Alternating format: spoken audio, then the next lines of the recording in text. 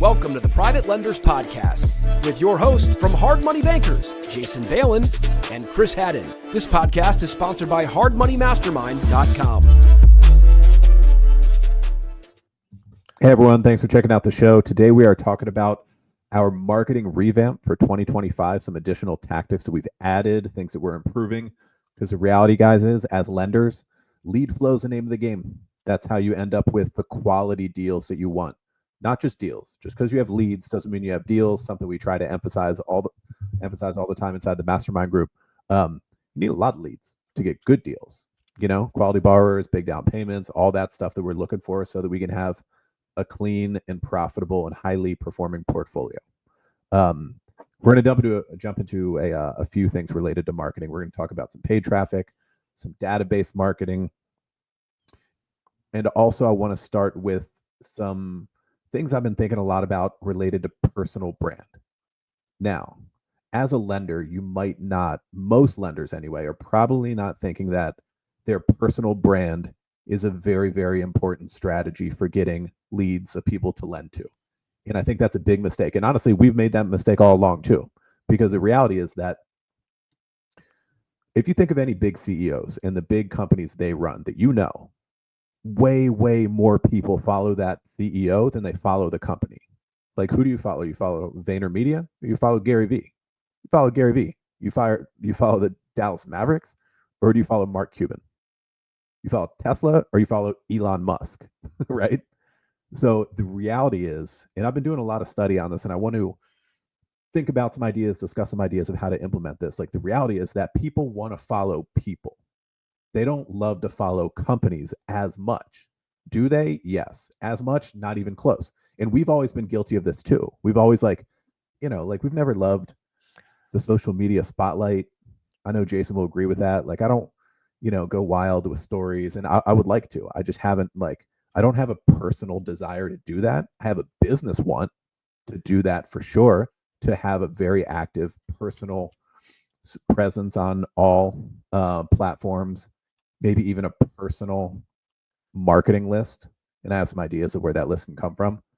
Anyway, I wanted to start off with that one. We're going to get into some other stuff too, but I think that's, most people, I don't know too many lenders who are doing really well in the personal brand stuff.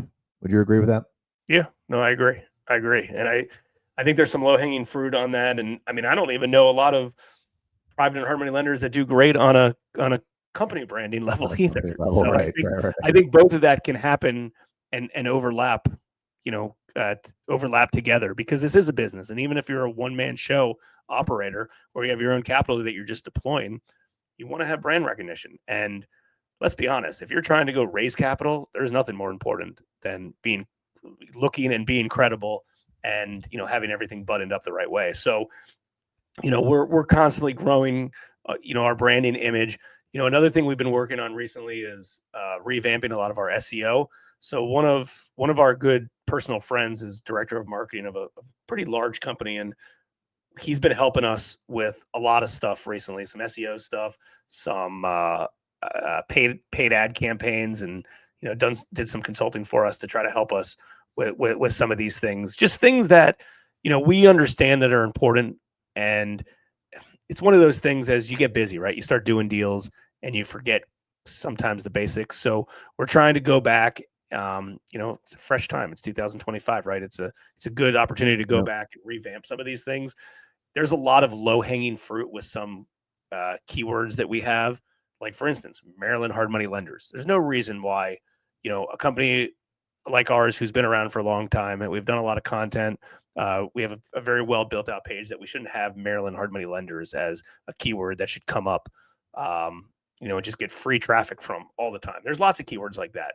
Yeah. I think, obviously your brand name obviously should always come up for SEO stuff. We don't talk too much about some of the SEO stuff because it's challenging. It takes time. A lot of people want, the quickest way, the fastest path to cash to do deals. And SEO is kind of a little bit of a long play. So we're definitely working on revamping the low hanging fruit stuff that we should get. And let's be honest, like, if you're in whatever, New Mexico, and your company's New Mexico private lender or New Mexico hard money or something, like, you should rank for those for those pages. So we're definitely working on revamping some of that stuff. And the good part is there's a lot of tools to help with some of those things. Like you'd be amazed on if you asked ChatGPT or Claude or any of those tools to analyze your site or build out a page optimization for a specific keyword. It'll help you.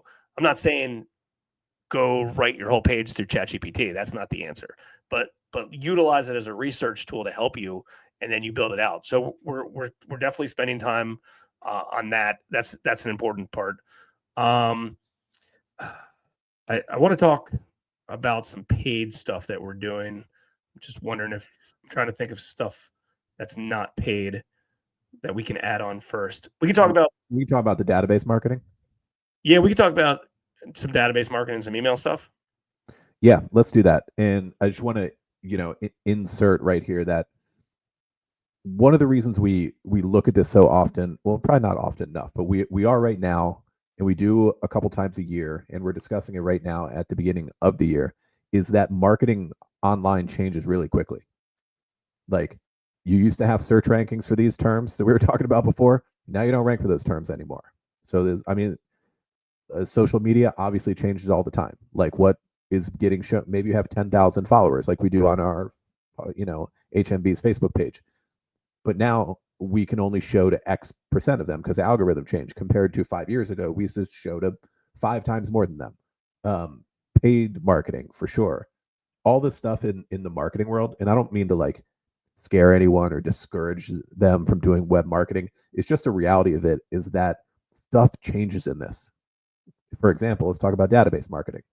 We used to get 25+% open rates on our email broadcasts, which is pretty good for a really old list. Like our list started 17 or so years ago. And of course, it grows every day. New people come in every day. New people unsubscribe every day. But it's a really old list. So about a year ago, there were some changes from I forget exactly what, but authenticating domains and how like Gmail and Yahoo and those email services would pick them up caused open rates and click rates to go way down, like drop by about half. So a couple things we did in response to that is, one, obviously we followed all the instructions from the email providers to make sure that we were, doing our website and stuff like that correctly. Number two is with lower open rates, we just increased email volume. We moved from usually 1 a week to 3, and we had to bring on a virtual assistant to help with some of that stuff, a copywriter, because the volume is just a little bit too much for us to handle internally. That's an important one, and I think that we're only a couple months into that, a few months, and I think across all of our partners / originators, everyone's seeing increased lead directly from that stuff. And then the next thing I want to step up in terms of database marketing is it's not only email. You have a lot of phone numbers for a lot of people. Anybody who's ever filled out a loan application, not if they just fill out like a, request a free report or something like that, but if they filled out a loan application and maybe some other contact us forms, what have you, you have a lot of phone numbers in there. Definitely the people who you've already lent to before. If you have phone numbers, you can text, you can send voice broadcasts, and I think those are going to get in front of somebody with a much higher percentage than email alone. Yeah, and the other thing is, it's not just doing it as a one-off campaign. As you're generating new business, either meeting someone at an event and getting a business card, or them calling you, or them going on a website and filling out a loan application or something, right? 7 steps to guarantee hard money loan approval, which is one of the opt-ins that we have. It's having follow-up sequences, right? Immediate text messages. When if someone fills out a loan application, they get an immediate text, they get an immediate email, and then they're getting a manual physical call from all of us, whoever's office it is, right? And then we have them on a nurture sequence where they're getting ongoing emails, they're getting ongoing text messages. Most people will say that text message is probably the best way to stay in front of folks these days, right? And be compliant about doing it. And you can't text somebody every day, but you can text somebody, in a campaign, once a month, follow up with them and stuff like that. So that's a big part. Like if you don't have that built out yet, and listen, that's not 101, that's probably 201 or 301. but like have that built out so it automatically does that. We also buy leads from different companies, and you better believe that as soon as that lead hits, we either have an email scraper in place that's sending that contact, that's taking all the data, because the information doesn't API right into our CRM. So we have an email scraper that we built into Zapier, which is easy to follow the directions. It's not hard to do, and it takes and it emails, it texts them immediately, and emails them, and it puts them into our email database where we can follow up with them on a regular basis. So all of that stuff's important. We can talk a little bit about some of the paid stuff. We'll talk about some direct mail campaigns and then some paid ad campaigns. But several months ago, we started building our direct mail campaigns back out, where in essence it hits once a month to about usually the same list. We were buying data, we still are buying data from SFR Analytics, and we categorize that data usually by the lowest hanging fruit. So the way that we do it, that we like doing it, is there's a lot of folks in our market, and it's expensive to send out a postcard these days, right? Like 70 cents or something like that. It's not like back in the day, in the good old days, when you used to pay 24 or 30 cents for it. Like, it's expensive to do that. And there's thousands of people. So what we do is we send them we categorize them by everyone who's done anywhere between 3 deals and I think it's like 10 deals in the past 12 months, right? Because there's folks in that group that have done 50, 60, 70 deals. I don't know if I want to, if I need to waste postage on some of them. And there's also people that have only done 1 deal, right? So like, I feel like that's the target, and we can still hit a certain amount of people. If we wanted to up our budget, we could certainly do more. But like, we're talking about like the middle of the road real estate investors that either have a full-time job plus they flip houses, or they're like a smaller investor. We feel like those are the best ones for us. And we do direct mail campaigns with them. And then we also go behind it and call them and text them and you email them and things like that. So that's a good use. And then we have, our paid ads. The strategy that we like with paid ads, and this has been evolving, and this stuff changes regularly. But what we like doing is, in essence, trying to get as cheap as possible clicks, especially on Facebook, to some of our short form videos that we do, like specifically reels, 1-minute videos. And we try to get, very inexpensive, 1 penny, 2 penny, 3 cent views and watches on those videos, obviously with the idea to have them engage with us and to learn a little bit about us and do research on it. But instead of directing them right to our website at the beginning through paid ads, we send them to those videos to get very, very inexpensive clicks and to get watches from them. And then we categorize them by how much watch time they have on a video, right? So if somebody clicks on a video and watches for a few seconds and clicks off, they weren't interested in it, no problem. No point to really spend too much more money on that. But if somebody clicks on a video and they watch, a snippet or a clip of a podcast episode that I do, or a short video that Chris does or something, and they watch it for a whole minute, like, for the most part, could be a qualified person. So then we'll go in return and send more. We'll try to re-engage with them and try to target them to the next thing in the funnel. And the goal of that is try to get them to our website where they can apply for a loan or take the next step, learn a little bit more about us. And we've had some success with that, and we're going to continue to do that, and we'll continue to share our experience. Yeah. And everyone listening, watching, like, don't get overwhelmed with some of this stuff. Like, we've been working on our marketing game and being good marketers for 15 years more, basically since we started HMB. So like, don't think that you have to do all this stuff. Don't be overwhelmed by these different kinds of things you might not know how to do, like the paid traffic campaign that Jason just described. We don't know how to do that either. We have a friend of ours who's the head of marketing for a company that Jason mentioned earlier, running that stuff, teaching it to us, everything else. We know a lot of the basics. We know a lot of Google ads and sending email broadcasts and on-site SEO stuff. But if you don't, it's okay. It's okay. You can get help. You can go slow. And like we say all the time, like, if you just want to start with something, email your database once a week. If you want to step up a little bit more from there, email your database once a week and post once a week to every social channel.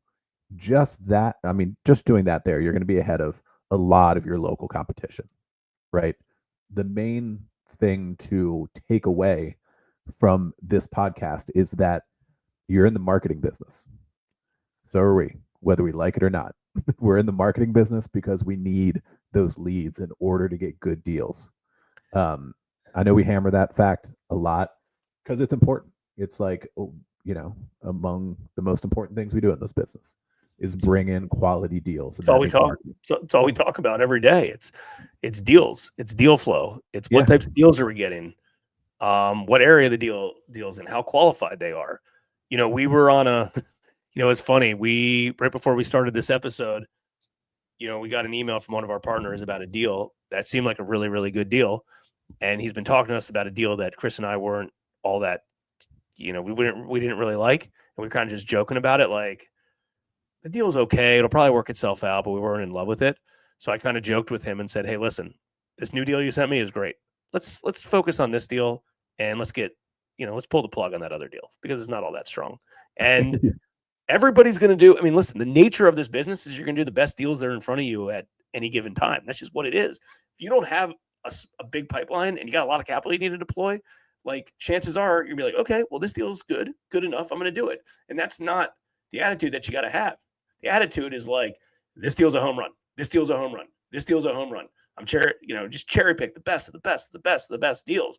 Imagine if that's what your portfolio and your pipeline was. Everything would work out great. If that was the case, it'd be easy to raise capital. Your deals would perform. You would have less headaches.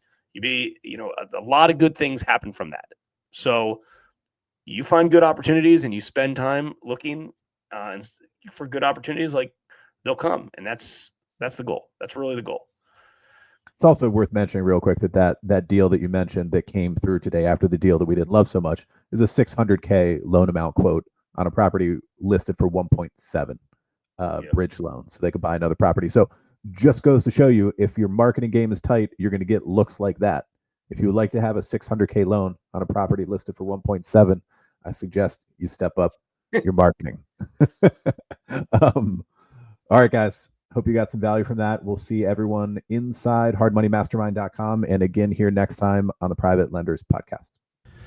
We hope you enjoyed this episode of the Private Lenders Podcast. Please note that the opinions stated by all the speakers on this show are only opinions and not intended for legal, financial, or accounting advice. Please make sure to always check with your own legal, accounting, and financial professionals. If you enjoyed this episode of the Private Lenders Podcast, we'd appreciate it if you would spread the word. Make sure to check out hardmoneymastermind.com, the #1 free community for new and experienced private and hard money lenders.